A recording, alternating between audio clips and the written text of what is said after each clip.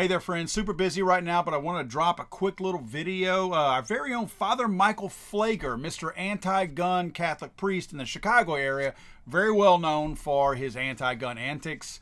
He's laid down in traffic to stop freeway traffic in the name of gun safety or whatever the little niche word is of the day that they use, and done a number of other things and been outspoken about firearms. Supposedly he's got more credibility because he's a freaking priest. Supposedly that gives him more of a right to say that we don't need to be able to exercise our Second Amendment rights. But nevertheless, it seems that Mr. Michael Pfleger has been flagging more children. You might remember he's actually been investigated before, and of course, like a lot of times they do, they simply relocate people and they cover up these child molestations and rape.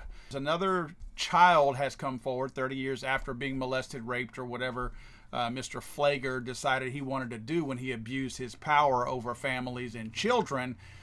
And he has been asked to step away from the Catholic Church for a short period of time, which I say short period of time because you know he's going to be back. It's a vicious cycle that they seem to always do.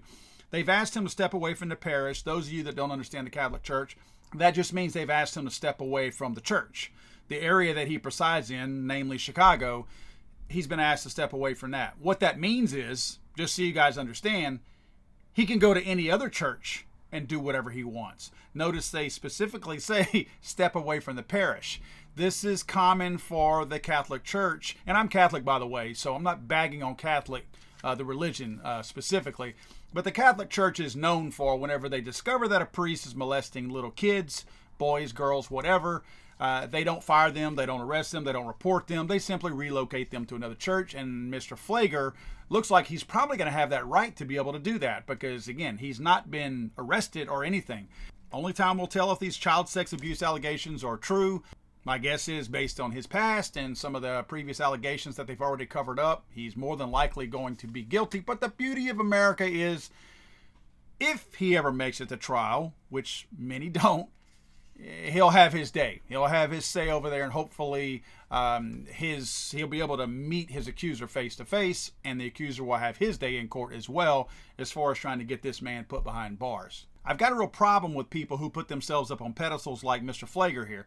Pfleger has oftentimes put himself above other people. That's how they abuse their power and molest and rape these little boys. It's because they make the families think that they're super important, and in the eyes of God, they can do no wrong, and they put themselves up on these pedestals, and that's how they gain access to these young kids. This guy has done that and abused that same power to make himself look like he is a worthy opponent to the gun rights groups out there, and he has said some really offensive things, in my opinion, in terms of the Second Amendment. And he's probably earned via karma everything that's happening to him right now. Kind of makes me wonder, when you look at some of these pictures, if the father of some of these children out there that he molested and raped over the years might actually had liked to have been in the car on the freeway that he was stopping. Kind of makes you wonder. I will say this: it's definitely no shock to me that in the Chicago area that he's been so outwardly and vocally anti-gun, knowing full well what he had done to so many children in the area, and knowing full well that those fathers were still around there. Last thing he wanted was some armed fathers coming after him. I'm sorry, I thought this was America.